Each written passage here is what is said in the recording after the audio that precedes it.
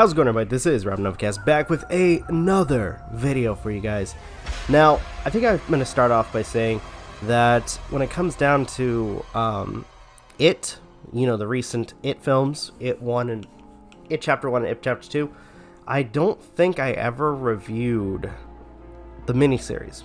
And sure enough, looking back at my videos, yeah, I don't think I ever reviewed it.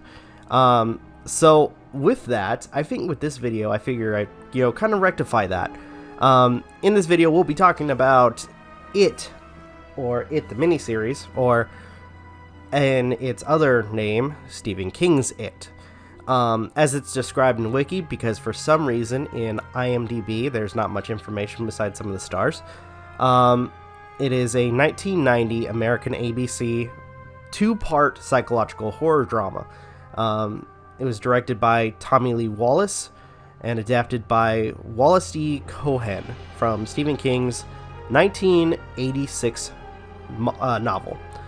For those who want to know who the stars were, or at least some of them, it starred Richie Thomas, Tom Raid, Annette O'Toole, and quite a many people, including, oh gosh, if I can remember his stupid name. Well, Tim Curry, obviously. Seth Green, and many others. Now, this... okay.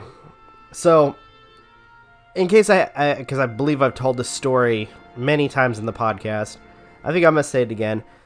I kind of came across this at a young age, and interestingly enough, with it supposedly being a psychological horror, it didn't get that with me. Or at least, when it came down to it, for some reason, it could have been because I thought it was funny. More often than not, when I watched it. Because I think I was around 10, maybe 7 or 10, I can't remember. But that's around the time I watched it. And sure enough, it was something that I didn't find scary. If anything, when it came down to Tim Curry playing It, I always thought he was hilarious. Some of the effects, although at this point very dated, were interesting to say the least. Some of the acting was hilarious. Though I'm kind of wondering if it was supposed to be like to the extent of like the time period. I don't know, but all in all, it was funny. Some of the character interactions were interesting to say the least. I guess if anything, so I'm not kind of rambling, I can start off by talking about the premise. I mean, for those who have not seen either the miniseries or It Chapter 1 and 2. So for those who don't know, or have never read the books, by the way, it is basically a psychological horror, or is supposed to be a psychological horror of a group of adults who try to, one, recall a childhood trauma of a scary killer clown, and proceed to try to face their fears once again, to not only go back to the town where this all happened, but to defeat the very evil that haunts them. And that's the basic premise.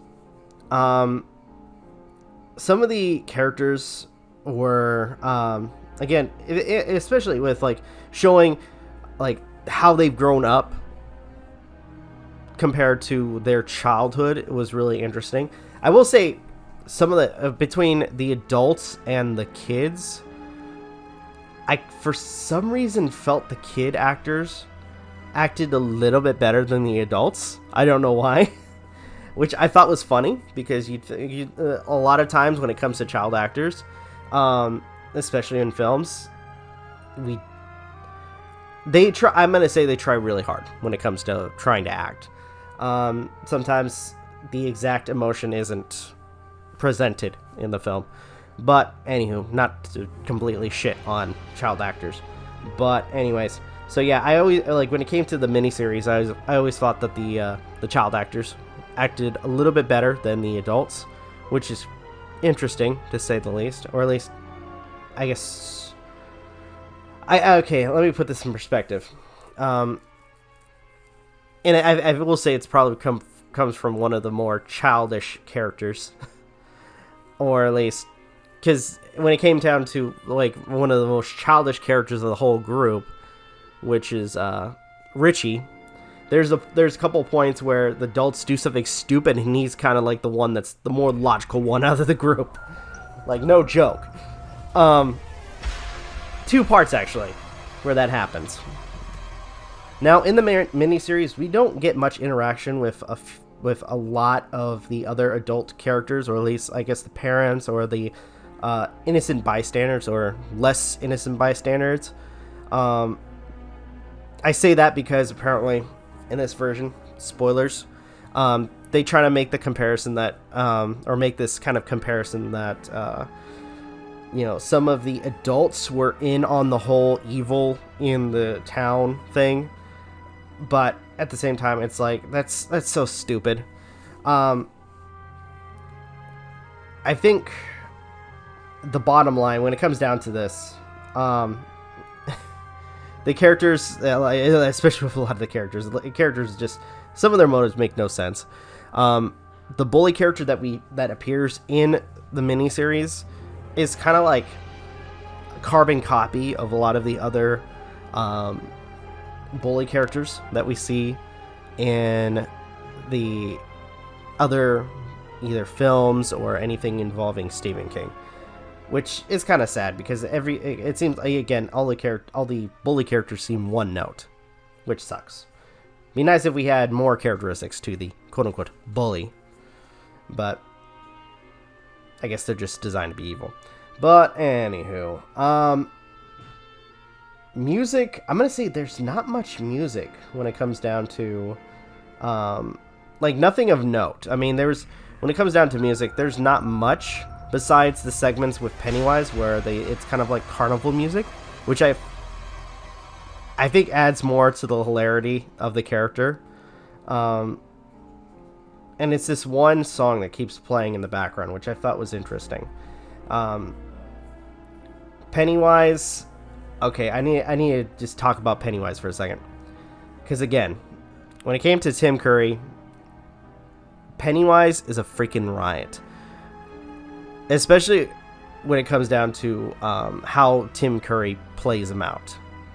Though there were a couple times where I kind of figured, like, why is Tim Curry wasting their time on, trying to kill these people? Which I think that was my basic, like, thought process for, the entirety of probably just the miniseries as well as the movies. It's like, why take your time with these kids?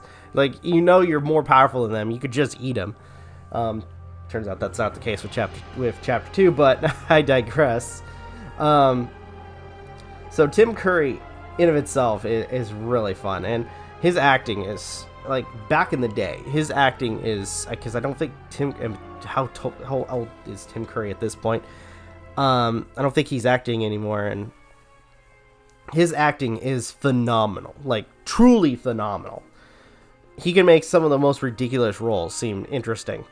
Although, again, when it came down to it, Pennywise kind of did not make the mark when it came to being scary. At least into somebody like myself who was a kid back in the day.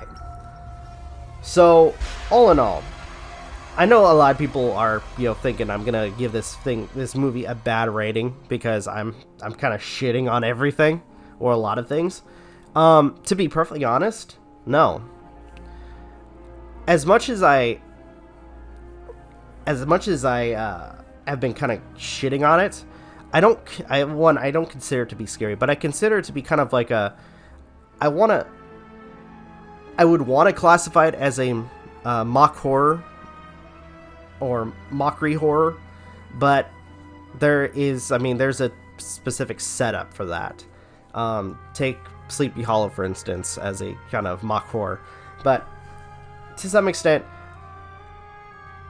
especially when it comes to miniseries, I don't consider it scary, but I found it interesting, to say the least.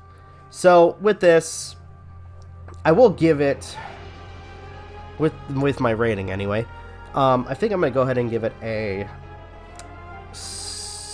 I want to give it a 6.5. I know that's kind of cheating, but to some extent, Pennywise was not scary. The adults act like kids. The kids were actually kind of good.